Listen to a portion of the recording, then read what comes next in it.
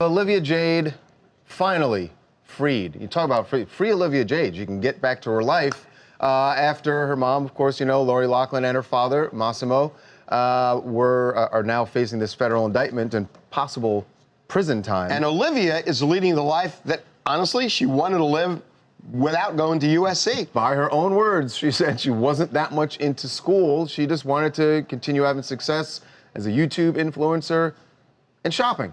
So we got her out. We got two things to show you, but the first is we got her out at a place called Fred Segal, which ain't no cheap place, let me tell you. Nope. And she was going out to lunch, and we checked it out, and we found her. Hey, are you thinking of maybe going back to school? Go to a different school? So she didn't really talk to our guy, but she was hugging her friends. She went inside. She had a great time. They were all drinking mimosas. She seemed very unfazed. What was it about that greeting right there that made me go, I bet you there are mimosas on the other side of this greeting? I knew it. What was it that made you think that? I don't know. It just seemed like she was going to Fred Segal on the weekend and there would be some mimosas. Anyway, she also, it wasn't only high-end places she went, okay? She went to IKEA also, did a little shopping at IKEA. We're not really sure. So she's out and about. I mean, she was really laying low for a long time. She was horrified by this whole thing. But something happened. And this is, I am so fascinated by this. On the campus of USC. I am so fascinated, and I got this so wrong, that yesterday Fabian was in the office, and he was writing stories, and called me up and said, we got this poster that was put up at USC gym. Yeah.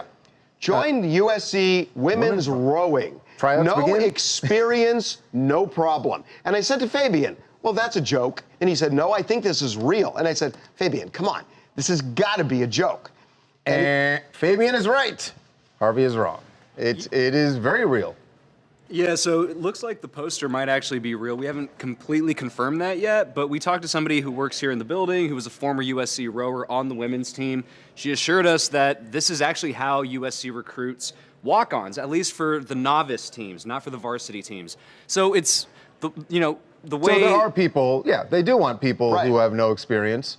There's a way for you to actually get on one of their rowing teams. And we should say, for people who don't remember, Olivia and her sister Isabella were on a rowing machine at the behest of... They had to send in a photo of themselves on a rowing machine. Even though they had nothing to do with the crew team. Because according to the feds, they say that they paid Rick Singer, and one of the people Rick Singer paid was connected to the USC athletic department. So if Fabian is right, and I think he is right based on what another person in our office, Jenna, said, if Fabian is right, that this is really a poster that says no experience, no experience, no experience, I will bet you money that if Lori's case goes to trial, that poster is going to be one of the exhibits, because they're going to say, look, you know, people don't have to have experience to get into the crew team, and I realize they're recruiting people who are already at the school, but we're talking about a criminal case, and I think they're going to say, hey, look, they were recruiting people left and right for people who don't have experience. They said, get it. But those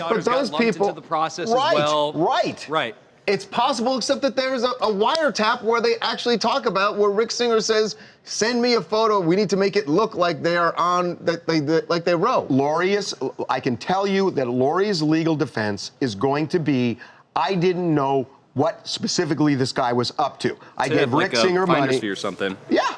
And he does what he does, and he did it for 1,600 people. So she's one of 1,600, and he did what he did. I'm not micromanaging this guy. He does what he does. If I'm paying him this kind of money, I'm going to rely on him doing what he does. I'm not going to micro it, because if I'm going to micro it, why would I pay him that kind of money?